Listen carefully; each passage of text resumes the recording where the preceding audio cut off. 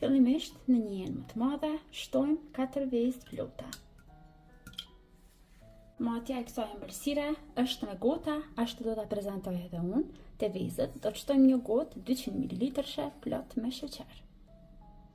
I rajmë me mikser vezët për 2-3 minuta.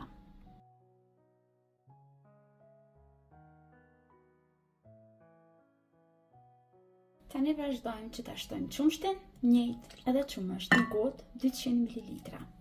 Ndërsa vaj, vetëm një gotë çaji 100 ml me vaj. Vazhdojmë të shtojmë produktet e tjera. Në këtë recetë të kësaj ëmbëlsire duhet që të shtoni 100 gram kokos.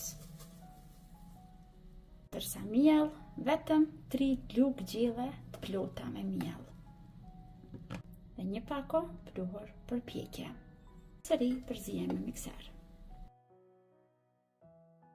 Vazhdojmë të shtojmë edhe 3 lugë gjelle tjera me miell. Miell e shtojmë pak nga pak, që mos na forcohet shumë brumi, sepse disa lloje të kokosit din që ta trashin shumë. Dhe me 6 lugë gjelle të plota me miell, brumi duket kështu. Dhe tani masën e përgatitur, vazhdojmë që ta shtojmë një tepsi qelçi. Tepsin brenda e kam lyer me vaj, dhe tepsia është me dimensione 30-20. Vazhdojmë që ta pjekim në furrë të parangrohur në 220 gradë 20 deri në 25 minuta.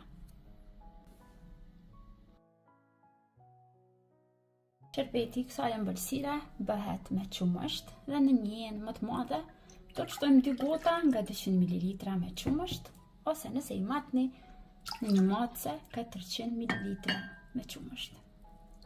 Shtojmë edhe 4 deri në 5 lugë gjelle sheqer, mbaret sa keni dëshirë ju që të jetë e ëmbël. Në qumshti mund të shtoni edhe shije aromë vanilje, unë po shtoj aromë portokalli. Tani përzihem derisa sheqeri tretet mirë te qumshti.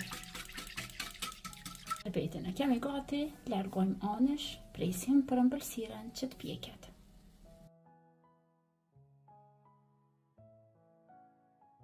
Ëmbëlsira është pjekur, vetëm se e kam larguar nga fura, lejojmë që të thofet pak, dikon 10 minuta, dhe vazhdojmë që të shtojmë shërbetin. Shërbeti nuk zihet fare, pra shërbeti vetëm përzihen uji. Më falni qumshti me sheqerin dhe vazhdojmë shtojmë të ëmbëlsira.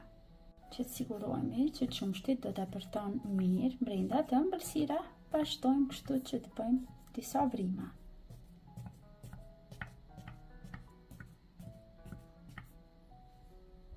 Tani të ëmbëlsira e nxehtë, vazhdojmë që ta shtojmë qumshtin e ftoftë, akull. Pra do fitojmë një ëmbëlsirë të ngjashme me trileçan, shumë e lehtë në përgatitje, shumë e thjeshtë dhe shumë pak produkte.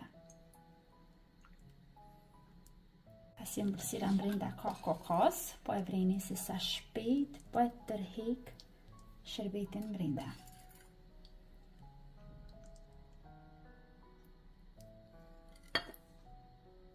Dhe po e vreni që me njëherë i tërë shërbeti është thithur nga ëmbëlsira, por është mirë që ta lejojmë tani ëmbëlsiren që të pushojë në frigorifer 1 orë dhe pastaj do ta dekorojmë sipër dhe do të vazhdojmë që ta shijojmë dhe si gjithmonë në fund të videos ju demonstroj edhe nga afër se si duket receta.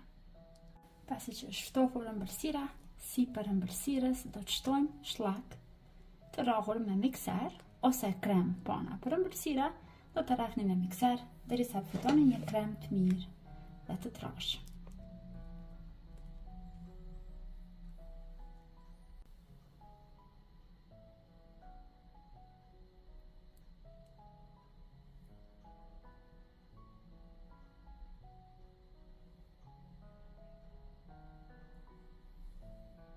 Dhe tani që ëmbëlsira është ftofur, vazhdojmë që ta largojmë nga tepsia.